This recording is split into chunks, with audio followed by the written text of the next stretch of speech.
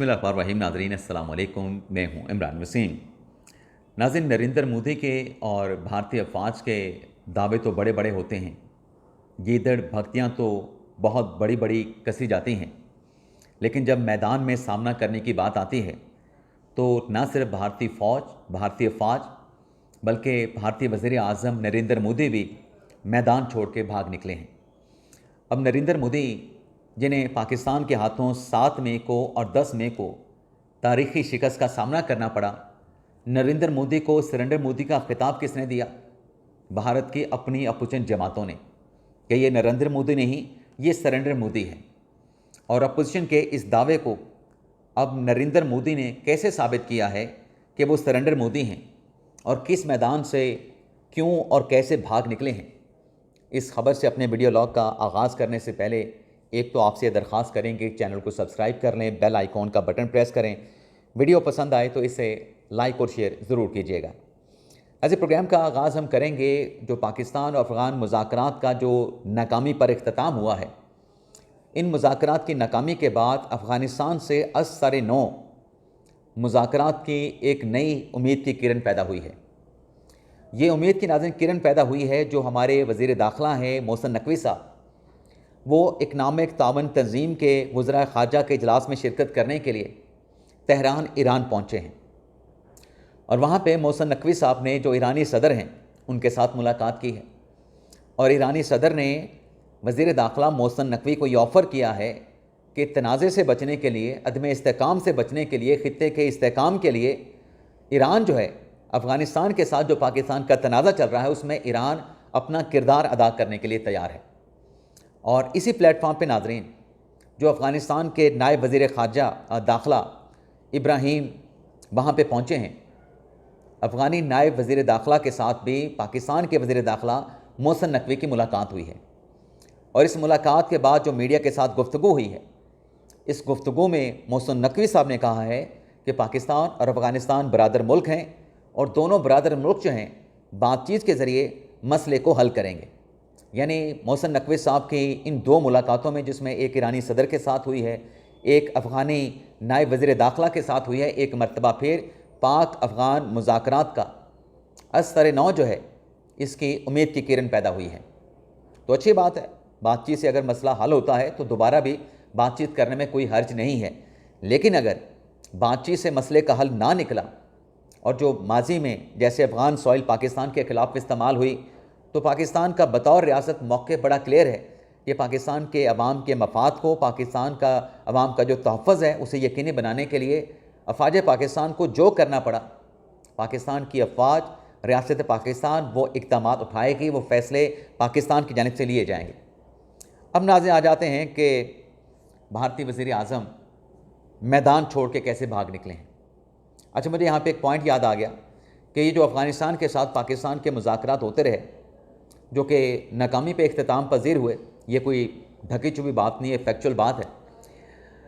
अभी जो खान साहब का मुतालबा हुआ करता था ना, और तहरीक इंसाफ की भी डिमांड होती थी कि आप तालिबान के साथ बातचीत करें, अफ़गान हुकूमत के साथ बातचीत करें, तो पाकिस्तान का मौक़िफ़ था कि TTP के साथ तो बातचीत नहीं करेंगे। लेकिन तहरीक इंसाफ के मुतालबे पे दोहा में तालिबान के साथ बातचीत की गई, उसमें जंगबंदी को एक्सटेंड किया गया और फिर उन मुज़ाकरात का जो दूसरा फ़ेज़ था वो इस्तांबुल में हुआ। 3 दिन के बाद चौथे दिन भी कतर और तुर्की ने भरपूर कोशिश की सालसी करवाने की, लेकिन मुज़ाकरात कामयाब नहीं हो सके। तो जो तहरीक इंसाफ का मुतालबा था कि बातचीत होनी चाहिए, बातचीत से मसले का हल निकाला जाना चाहिए, तो वो मुतालबा तहरीक इंसाफ का पूरा हो चुका है।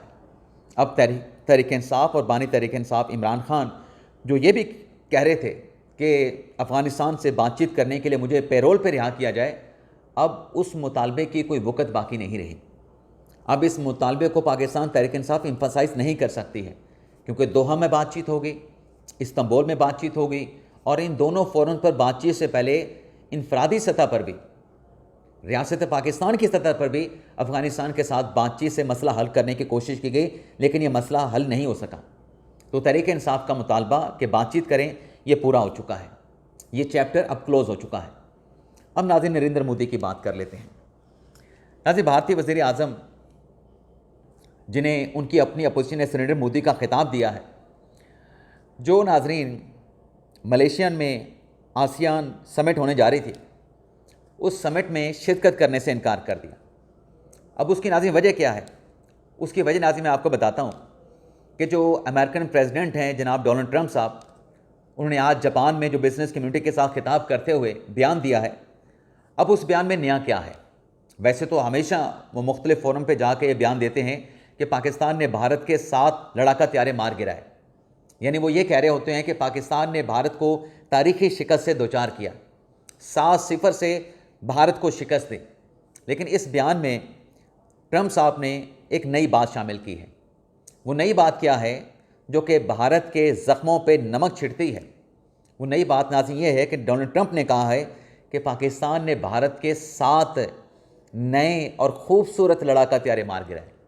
यानी पहले सिर्फ वो कहते थे 7 लड़ाका त्यारे, अब डोनाल्ड ट्रंप ने कहा है कि पाकिस्तान ने 7 खूबसूरत और नए लड़ाका त्यारे भारत के मार गिराए।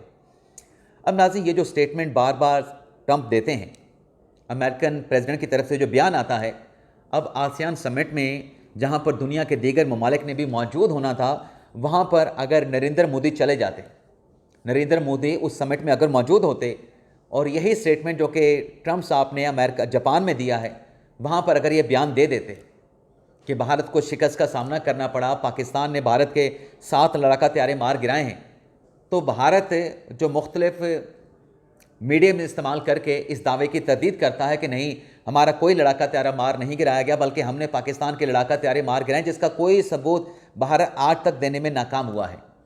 तो उस फोरम पे फिर मोदी सरकार को, सरेंडर मोदी को, सदर ट्रंप को जो है उसकी तरदीद करना पड़ती, उनके बयान को झुटलाना पड़ता।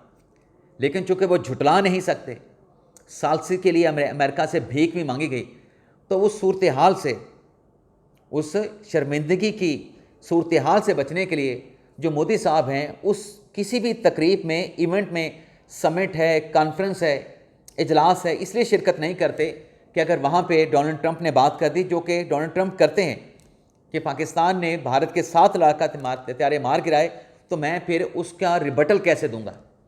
सदर ट्रंप के सामने उनकी जो बात है उसकी तरदीद कैसे करूंगा? सदर ट्रंप को झूठा कैसे कहूँगा? तो ब्लूमबर्ग ने भी अब यही बात छाप दी है कि भारतीय सरकार जो है, मोदी सरकार जो है, इस शर्मिंदगी से बचने के लिए अपना नुमाइंदा तो भिजवाती है जहाँ पे सदर ट्रंप आते हैं, लेकिन मोदी खुद जाने के लिए तैयार नहीं होते। यानी मोदी साहब जो है उन्होंने मैदान छोड़ दिया है। भारत जो दावा करता है कि दरअसल हमने पाकिस्तान के लड़ाका त्यारे मार गिराए हैं, पाकिस्तान ने नहीं गिराए, तो ये एक मौका होता है जब सदर ट्रंप बात करें तो भारतीय वज़ीर-ए-आज़म खड़े होकर उसी फोरम पे अपने स्टेटमेंट में, अपने खिताब में कहते हैं कि नहीं, ये बात गलत है। लेकिन चूँकि ये सच है, आप अपने अवाम को खुश करने के लिए तो अपने इंडियन मीडिया के लिए तो बयान दे देते हैं, लेकिन आलमी किसी फोरम पे मोदी सरकार की ज़रूरत नहीं हुई। मोदी सरकार मैदान छोड़ के भाग गए हैं और हम पिछले कई इवेंट से भागे हैं क्योंकि वो सामना नहीं कर सकते। उस फोरम पे ठहर के सदर ट्रंप को वो झुटला नहीं सकते। इसके साथ साथ नाज़रीन, आपको हमने कल के ब्लॉग में खबर शेयर की थी कि जो ताजिकिस्तान में भारत का जो एयरबेस था, जो कि उनकी स्ट्रेटेजिक डेप्थ, गहराई समझी जाती थी, जिसे खाली करवा लिया गया है। इस खबर से मुतल्लिक नाज़रीन कुछ और डिटेल सामने आई हैं कि चीन की तरफ से और पाकिस्तान की तरफ से और कहीं ना कहीं रशिया की तरफ से भी कहा गया था। रशिया की तरफ से तो अनकन्फर्म रिपोर्ट है, लेकिन चीन और पाकिस्तान ने कहा था ताजिकिस्तान से कि आप ये बेस इंडिया से खाली कराएं। इसका कोई जवाब नहीं। इंडिया खित्ते में इस्तेहकाम के लिए नहीं बल्कि इंडिया खित्ते में अदम इस्तेहकाम के लिए काम कर रहा है।